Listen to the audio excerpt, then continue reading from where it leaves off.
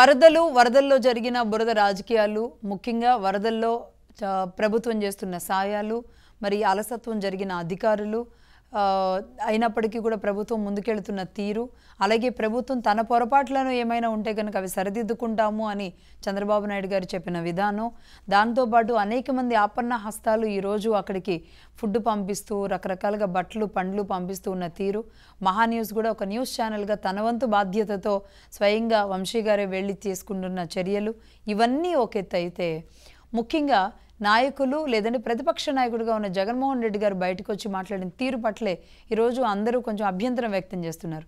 5 ఏళ్ల పాటు ముఖ్యమంత్రిగా చేసి ప్రతిపక్ష నాయకుడిగా ఉండి ఈరోజు కూడా దాదాపుగా 70 రోజుల నుంచి రిలాక్స్ అవుతూ వరదలు జరుగుతూ ఈ క్రమం ఏదైతే ఉందో రెండు రోజులుగా దీని పట్ల బుడమేరు లాకులు ఎత్తేశారు, లేదంటే బుడమేరుకి గేట్లు ఎత్తేశారు అని ఆయన మాట్లాడిన మాట తీరు, అలాగే 1903లో వరదలు వచ్చాయి అని ఆయన చెప్పిన తీరు, మరి ఇలాంటివి కొంతమంది మేధావుల్ని మాత్రం ఇది అభ్యంతరకరంగా చూస్తున్న పరిస్థితి ఉంది.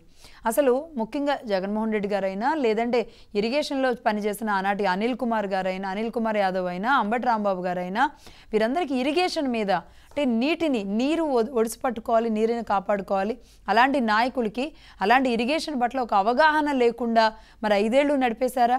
ఇప్పటికి కూడా అలాగే ఉంటారా? కనీసం ఇందులో నాలెడ్జ్ పెంచుకోరా అనే అనేక ప్రశ్నలు అయితే ప్రజల నుంచి వస్తున్నాయి. అందులో భాగంగా ప్రొఫెసర్ జీవీఆర్ శాస్త్రి గారు ఢిల్లీ నుంచి ఈ పాఠాలు ఏమైనా చెప్పే ప్రయత్నం చేస్తారేమో, ఈ నదులకి లేదంటే వాగులకి ఉన్న వ్యత్యాసాల గురించి చెప్తారేమో తెలుసుకుందాం. శాస్త్రి గారు నమస్తే అండి. నమస్తే శాస్త్రి గారు. ఈరోజు మీరు పాఠాలు చెప్పాల్సిన సమయం ఆసన్నమైంది. ప్రతిరోజు ఒక సబ్జెక్ట్ తీసుకోండి.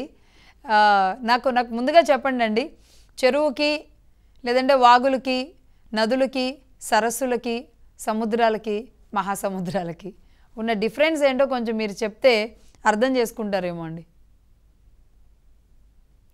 ఇవన్నీ న్యాచురల్ గా సహజసిద్ధంగా ఏర్పడినవి. వాటి యొక్క విస్తీర్ణం, వైశాల్యాన్ని బట్టి, వాటి యొక్క విధి విధానాన్ని బట్టి భౌగోళికంగా మనం నది అంటే ఏంటి, కాలువ అంటే ఏంటి, దానికి ఏ రకంగా మనం నదులు కాలువల ద్వారా కాలువలు వెళ్ళి నదుల్లో కలవడం, నదులు వెళ్ళి సముద్రం కలవడం, ఇదంతా జరిగే ప్రక్రియ. ఇది ఒక న్యాచురల్ ప్రాసెస్.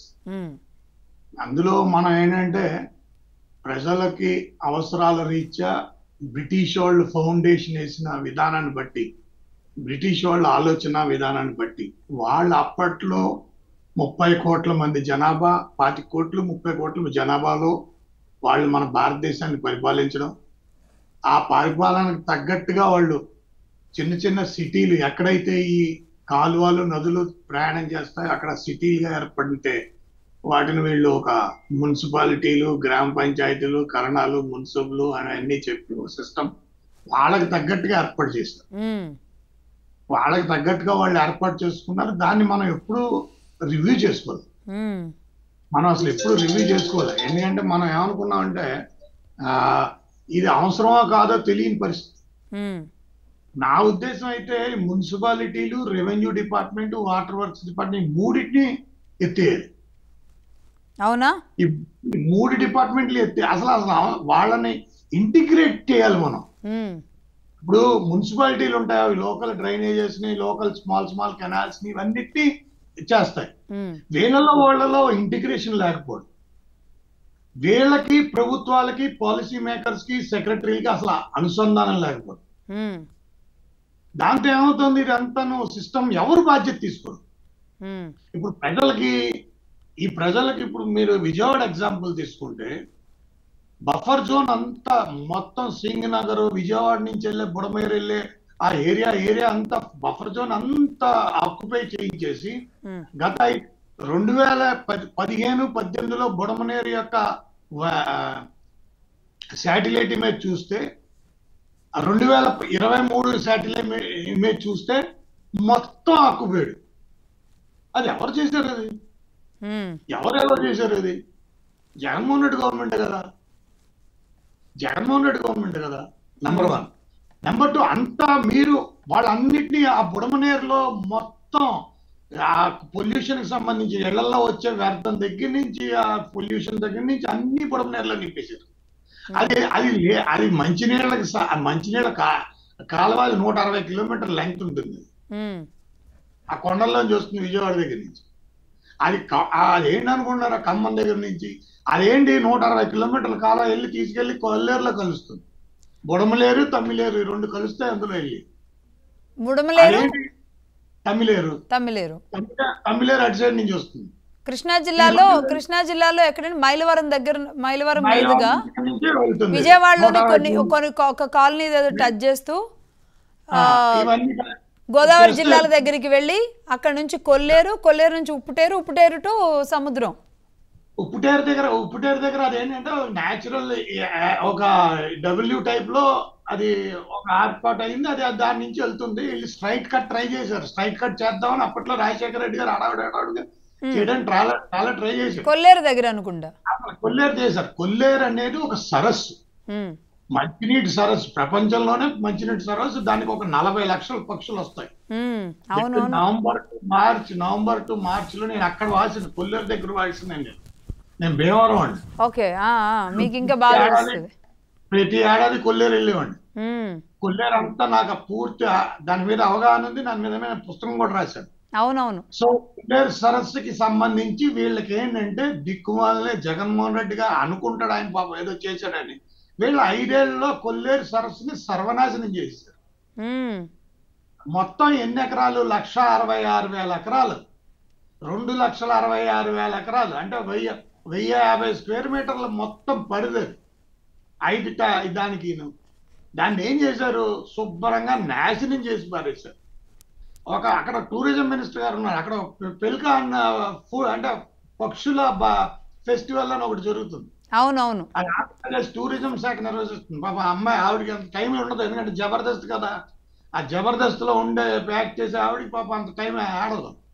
ఎవరిని అన్నారు? సారీ, ఆ జబర్దస్త్ లో ప్రోగ్రామ్ యాంకర్ చేసేదే కదా ఆవిడే కదండి. ఇప్పుడు దీనికి టూరిజం మినిస్టర్ గా ఉంటుంది ఆ గవర్నమెంట్ లో. ఓకే. ఆవిడకి ఏం తెలుసు? ఆవిడకి కొల్లేరు ఆవిడ కొంపల కొల్లేరు చేయడం తెలుసు, కానీ ఇలా కొల్లేరు అంటే ఆవిడకి నేను కూడా ఆవిడ పిచ్చేసి ఉండదు. ఆవిడకి పెద్దగా అంత ఐడియా ఉండదు. వీళ్ళందరూ ఐడియా లేని వాళ్ళు అండి. వీళ్ళకి ఏంటంటే విస్తీర్ణానికి వైశాల్యానికి తేడా తెలియదు, కాలువకి నదికి తేడా తెలియదు, సముద్రానికి మహాసముద్రానికి అస్సలు తేడా తెలియదు. వీళ్ళు ఏంటంటే ఏదో మొత్తం విజయవాడలో జరిగిన మొత్తం నష్టానికి పూర్తి బాధ్యత జగన్మోహన్ రెడ్డి కేబినెట్. ఏంటంటే పీరియాడికల్ గా చేస్తారు. పెద్ద పెద్ద కబుర్లు చెప్పేదండి. పీరియాడికల్ గా గత సంవత్సరం బ్రిటిష్ వాళ్ళ నుంచి జరుగుతున్న పనులు మీరు నీటిపారుదల శాఖ మైనర్ మేజర్ ఇరిగేషన్ లో చూసుకుంటే వాళ్ళు చేసే పనులు బిట్వీన్ ఫిబ్రవరి అండ్ మార్చి మొదల దగ్గర నుంచి మే ఎండ్ దాకే చేస్తారు వాళ్ళు. ఫిబ్రవరి ఎండ్ నుంచి మే ఎండ్ దాకా మీరే చెయ్యాలి. అది అప్పుడు గవర్నమెంట్ చంద్రబాబు నాయుడు గవర్నమెంట్ కాదు. దాని ముందు గవర్నమెంట్ మీది, దాని ముందుది మీరే. మీరు పూడికలు అనేది మీకు తెలియదు, డ్రిడ్జింగ్ అనేది తెలియదు. బుడమేరు డ్రిడ్జ్ చేసిన పాపాన్ని పోలేదు. బఫర్ జోన్ లో మొత్తం మొత్తం అమ్మేశారు. బఫర్ జోన్ అంతా మీరు 2014కి 15 తర్వాత 2019 నుంచి అప్పటికి 30 వేల ఎకరాలు ఆక్యుపై అయిపోతే ఇప్పుడు 68,000 ఆక్యుపై అయిపోయింది. సుప్రీంకోర్టు జడ్జిమెంట్ ఉంది. సుప్రీం సాధకారక సమితి దానికి ఎగెనెస్ట్ గా దానికి ఒక కమిటీ ఉంది. అయినా కూడా 68,000 ఎకరాలు ఆక్యుపై చేశారు కన్స్ట్రక్షన్. రోడ్ అండ్ బిల్డింగ్స్ వాడు జగన్మోహన్ రెడ్డి గారు సమానం చెప్పాలి. R&B వాడు రోడ్ వేసాడు అందులో కొల్లేరు సరస్సులో. రోడ్ అండ్ బిల్డింగ్స్ వాడు రోడ్ వేస్తాడా? రోడ్ అండ్ బిల్డింగ్ మినిస్టర్ ఎవరు? సిగ్గుందా మీకు? కొల్లేరులో రోడ్ వేస్తారా? అందులో 18 అడుగులు రోడ్ వేసారా? ఎవరది? అది 2 లక్ష మీకు అది మొత్తం వాటర్ 5 అడుగులు వాటర్ ఉండాలి. అక్కడ కొల్లేరు ప్రాంత ప్రజలకి 4-5 అడుగులు వాటర్, అది ఫ్రెష్ వాటర్. అది ఇప్పుడు శాటిలైట్ ఇమేజ్ చూస్తే అక్కడ ఫ్రెష్ వాటర్ కనబడదు మీకు. అదేంటే ఉప్పుటేరు నుంచి వెనక్కి తంతుంది. అది వీళ్ళు చేసిన ఏదో అయిపోయింది. మొత్తం 1,500 చేపల చెరువులు జరిగారమ్మా. ఒక్కొక్కటి 60 ఎకరం, 70 ఎకరం, 80 ఎకరం లాగా. ఒక శాసనసభ్యుడు అయితే 200 ఎకరాలు చదివేసాడు. 200 ఎకరాలు పెద్ద చెరువు చదివేసాడు ఆయన. దానికి కొమ్ము కాసింది ఎవరు? దానికి కొమ్ముగా ఇవాళ బుడమనేరు పొంగింది అంటే బుడమనేరు అంటే తమిళనేరు పొంగుతుంది రేపు. మీకు కోస్టల్ ఇంటిగ్రేటెడ్ డెవలప్మెంట్ అంటే ఏంటి?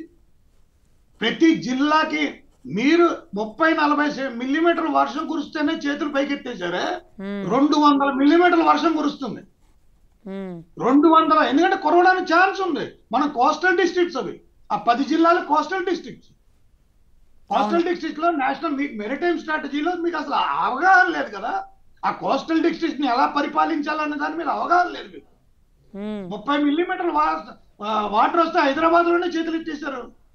ఆయన హైడ్రా ఎందుకు పెట్టుకున్నాడో చాలా రేవంత్ రెడ్డి హైదరా ఎందుకు పెట్టుకోవాల్సి వచ్చింది? చెరువులన్నీ ఆక్యుపై చేస్తారు. మీరు దగ్గరుండి 5 ఏళ్ల పాటు 36 ఎకరాల నుంచి 68 ఎకరాలకి మీరు సభాషణ చేసుకుని ఈ రోజు వచ్చి ప్రజలకి వరద వచ్చింది, ప్రజలు వరద రావడానికి మీరే కారణం, పూర్తిగా మీ గవర్నమెంట్ కారణం. సుప్రీంకోర్టు వయలేట్ చేశారు, సుప్రీంకోర్టు జడ్జిమెంట్ ఇది. మీ గవర్నమెంట్ లో కనీసం 40,000 ఎకరాలు ఫిష్ పాండ్ల కింద చేసి పారేశారా? మొత్తం దాన్ని అస్తవ్యస్తం చేసేసారా? అస్తవ్యస్తం చేసేసి దాన్ని వదిలేశారా? చేతులకు వదిలేశారా?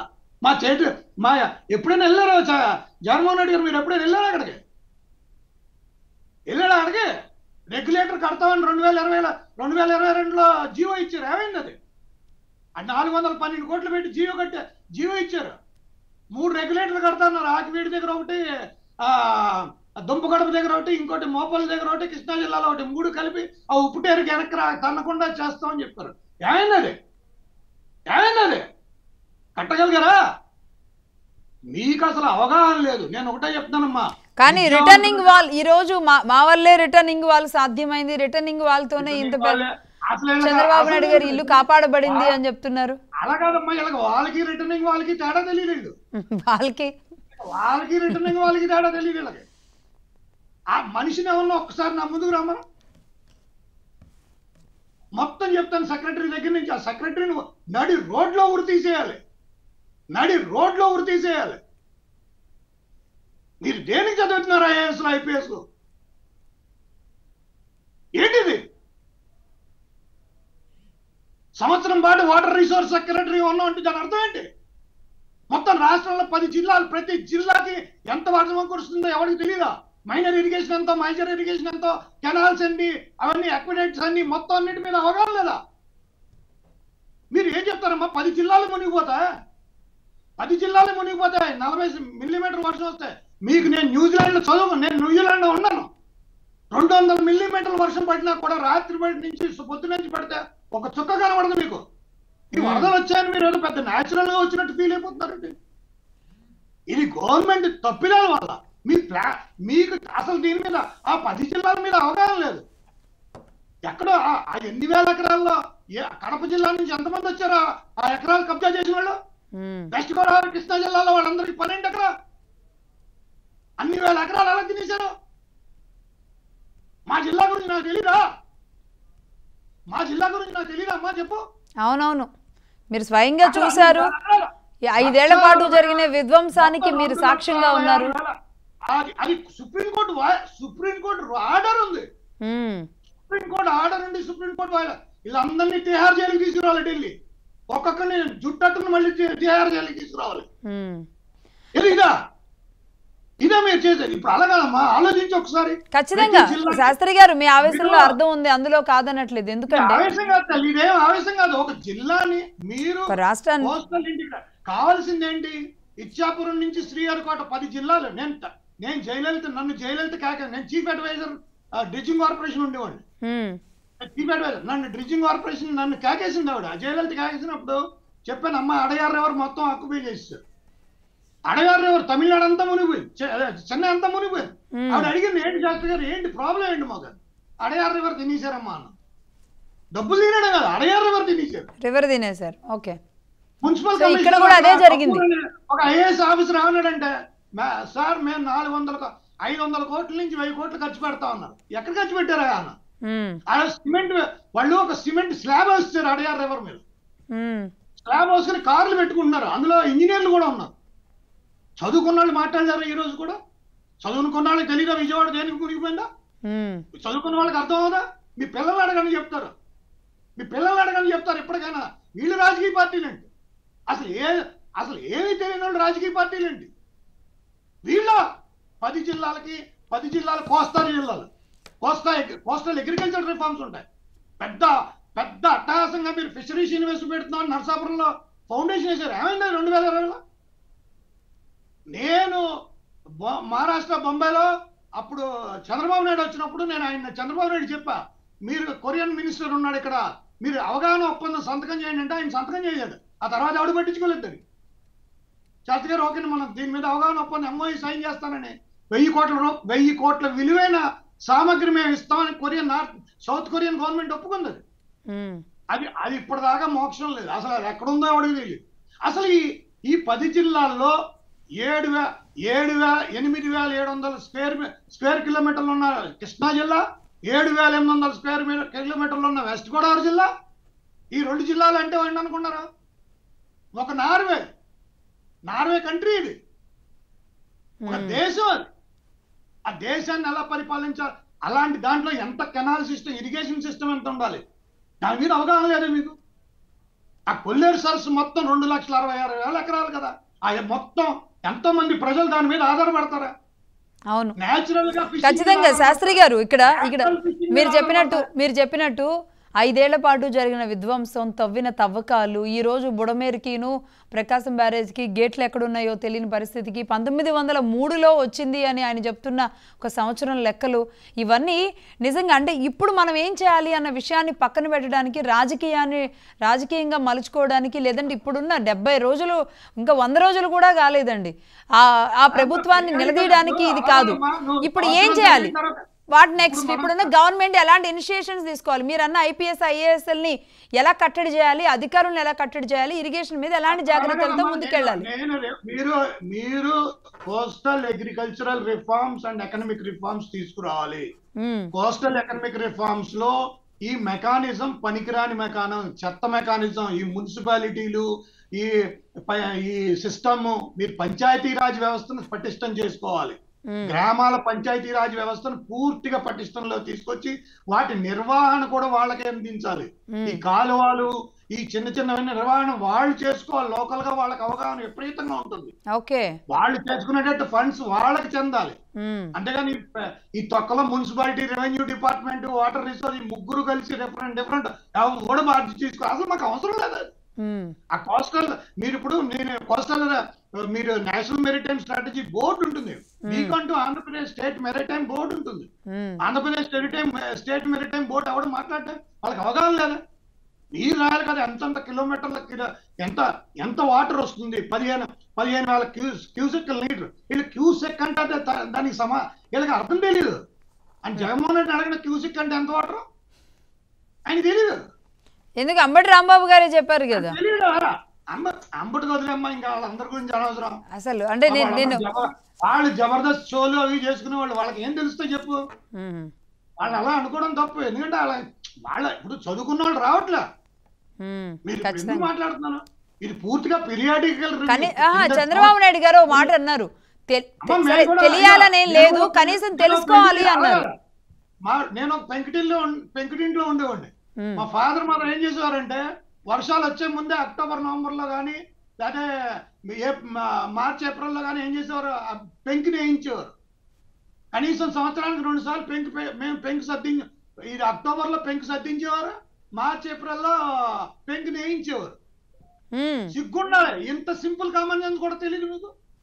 ఇంత సింపుల్ కామన్ ఒక కుటుంబాన్ని కాపాడడానికి ఇది మనం చేసుకుంటే 5 కోట్ల 6 కోట్ల మంది కుటుంబాన్ని కాపాడలేని దుస్థితి. అసలు కుటుంబం ఏ రకంగా కాపాడాలని కూడా తెలియని దౌర్భాగ్యం.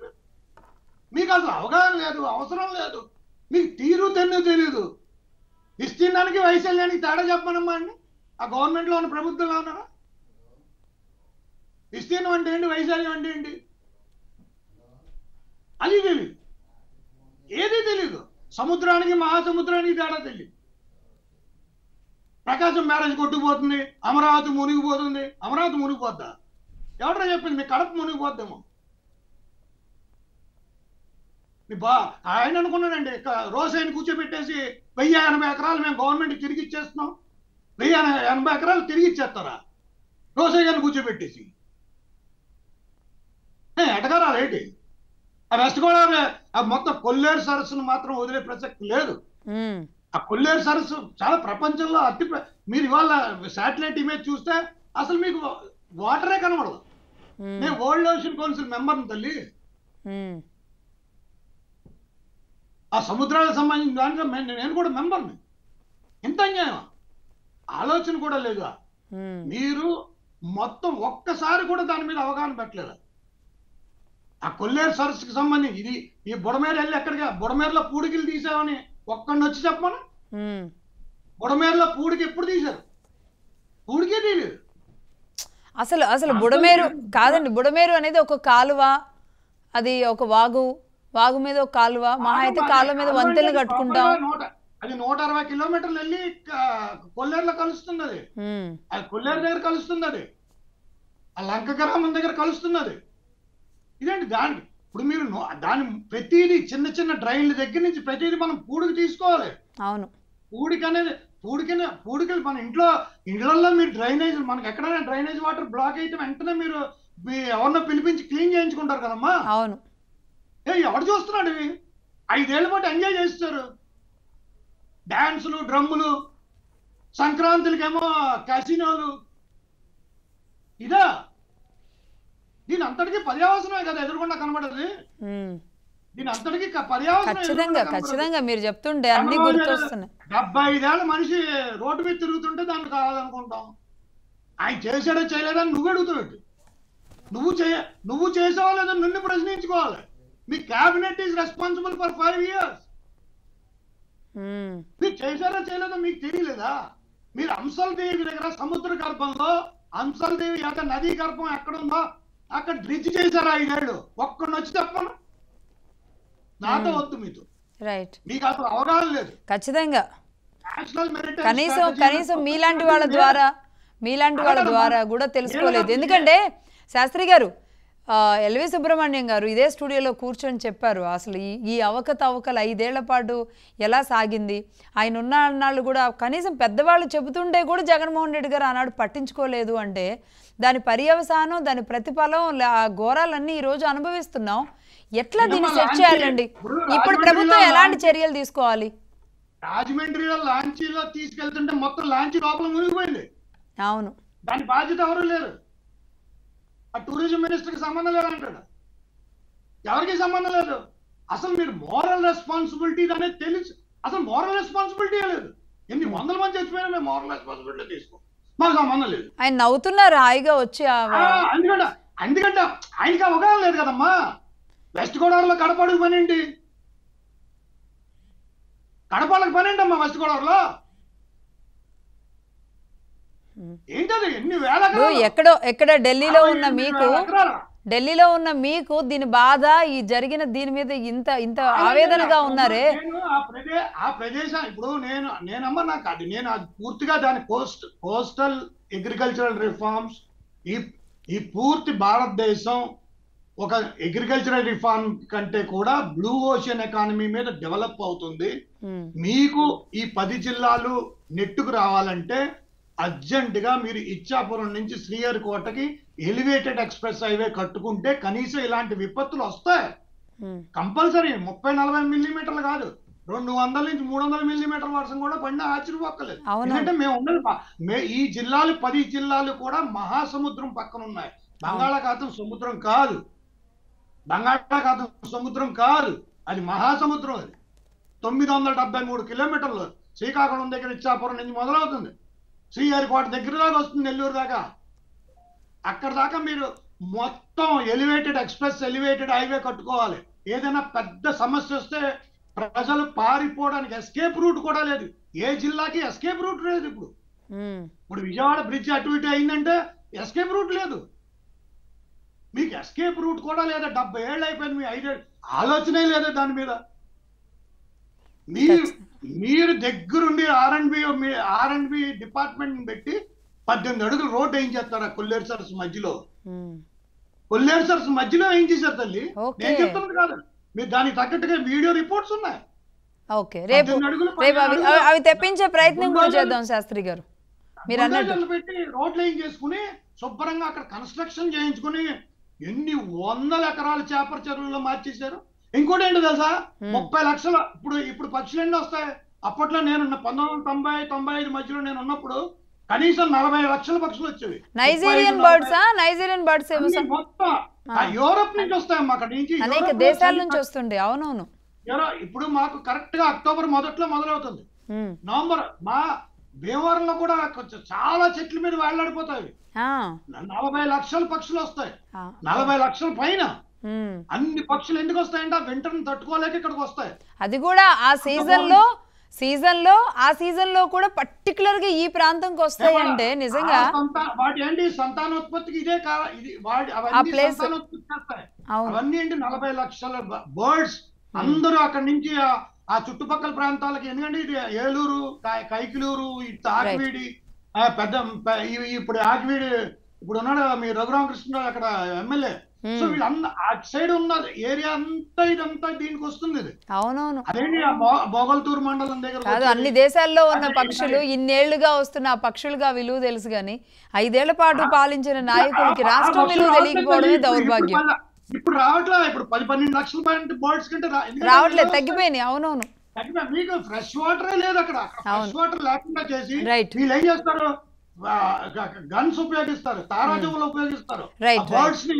ఎందుకంటే అవి ఫిష్ ని తినేస్తాయని, వీళ్ళు చిన్న ఫిష్ ని తినేస్తాయని చెప్పి, బర్డ్స్ తినేస్తాయని చెప్పి వీళ్ళు ఏం చేస్తారు, వాటి మీద ఫైరింగ్ చేస్తారు. ఇవి వాటిని చంపేస్తారు. వాటిని ఈవెన్ తారాజువులు అవన్నీ రకరకాల ఇచ్చేస్తారు. మీరు చేసేది ఇటువంటిది అంతా మీరు దగ్గరుండి ఎంకరేజ్ చేసి ఆ వాటర్ లెవెల్ లేకుండా చేసి ఆ వాటర్ కూడా కాదు శాస్త్రి గారు మళ్ళీ ఇంకొకసారి దీని మీద మనం ఎలాబరేట్ గా తీసుకుందాం. నిజంగా అంటే వచ్చిన కంపెనీలని పక్కకు పంపించేయడమే కాదు, వచ్చిన బర్డ్స్ని కూడా పంపించడానికి రంగం సిద్ధమైందనమాట మీరు చెప్తున్న విషయాలు చూస్తుంటే. చూద్దామండి. మీలాంటి వాళ్ళ అంటే సుప్రీంకోర్టు వయలేషన్, అది ఖచ్చితంగా రైట్ అండి, రైట్. శాస్త్రి గారు మీలాంటి వాళ్ళ అనుభవాన్ని కనీసం ఈ ప్రభుత్వాలు తీసుకొని కొన్ని విషయాల్లో కొన్ని ఏరియాస్లో కనుక కొన్ని మార్పులు చేసుకోగలిగితే మీరు అన్నట్టుగా రేపు ఇలాంటి దుస్థితులు రాకుండా ఉంటాయని అనిపిస్తుంది నాకైతే. ఎనీవే థ్యాంక్ యూ శాస్త్రి గారు. మరొకసారి మళ్ళీ మాట్లాడదాం దీని గురించి. Thank you very much.